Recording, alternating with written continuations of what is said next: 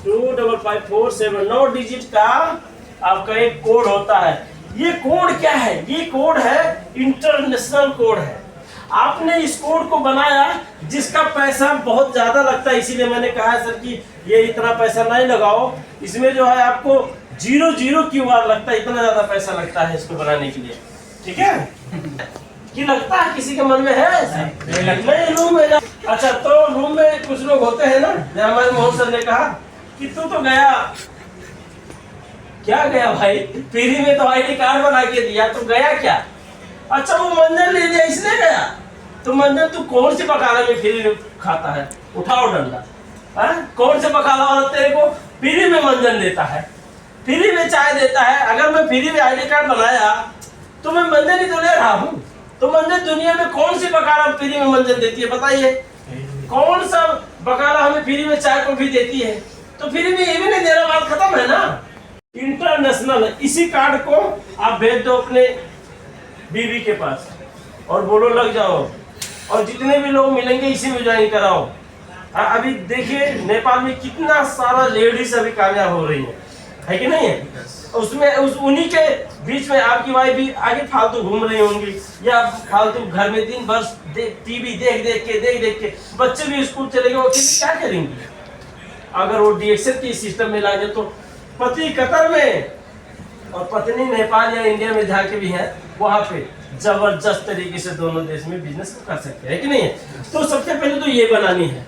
अब ये बनाने के बाद में अगर स्टार्टिंग में मान लो आपने बना लिया, अब आपने बना लिया तो ये बनाने के बाद हमें तुरंत के तुरंत DXL कंपनी 15% से लेकर के 25% तक क्या देता है? हमें छूट देता है, डिस्काउंट देता है। और ये सारा पैसा कमाने का सबसे पहले शुरू में ही कमाल इसी डिस्काउंट का ही है, इसी छूट का ही है।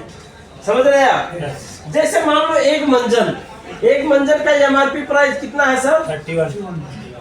इसका MRP प्राइस 31 है, लेकिन हमें जिसके पास ये ID कार्ड है उसको कितने में मिलता है?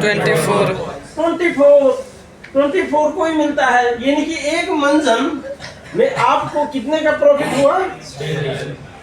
7 रियाल का प्रॉफिट हुआ है कि नहीं है? एक मंजन में। अगर इसी तरह से आप 10 मंजन सेल कर देते हो, एग्जाम्पल की बात बताता हूँ, तो 7 है 70। आप अगर एक दिन में 10 रियाल का मंजन 10 पीस टूथपेस्ट सेल कर देते हो, और उसको ये बोल के सेल करना, जिसको आप दोगे उसको ये बोलना कि अपना भाई है, मैं तेरे से क्या खाऊंगा, तुझे MRP पे ही दे दूंगा भाई, जो MRP है ले जा, तो अपना भाई है। तो MRP पे भी उसको देनी है, तो भी आपको 7 रियाल का क्या हो रहा है? प्रॉफिट हो रहा है। तो 7 नहीं बेच पाओगे, 5 ही बेच पाओगे। जहाँ 70 हो रहा था, जहाँ 35 ही मिलेगा, लेकिन मिलेगा जरूर। और अगर आपने, मैं एक चीज बताऊं, ये जो मन में आपके चल रहा होगा, कोई मन में सोच रहे होंगे, कोई सो रहे हैं, तो 10 मंजन यहाँ एक नहीं बिकता है, आप बेचते नहीं तो कहाँ से बिकेगा? यहाँ ऐसे लोग आते हैं बाहर प्रोडक्ट लेने के लिए कि इनका जो अपना काम करने वाले हैं ना, काउंटर वाले, इनको ले जाके उसके गाड़ी तक या जिस टैक्सी को बुक करके आया है उसके वहाँ नीचे तक छोड़ने ले जाना पड़ता है। इतना सामान ले लेता है, और वो सामान कितने दिन के लिए? सिर्फ 1 हफ्ते के लिए। अगले हफ्ते फिर आएगा, उतना ही सामान लेने और पूरा सेल करता है।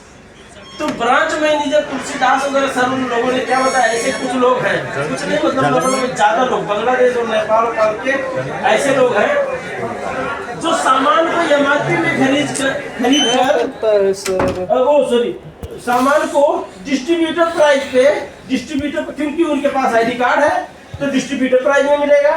इस छूट को ले रहे हैं, इस डिस्ट्रीब्यूटर प्राइस में लेकर MRP प्राइस में बेचकर हर महीने का लगभग 1500 रुपए से लेकर के 2000 रुपए सिर्फ रिटेल बेच के सिर्फ सामान को, और इतना पैसा कमाते हैं।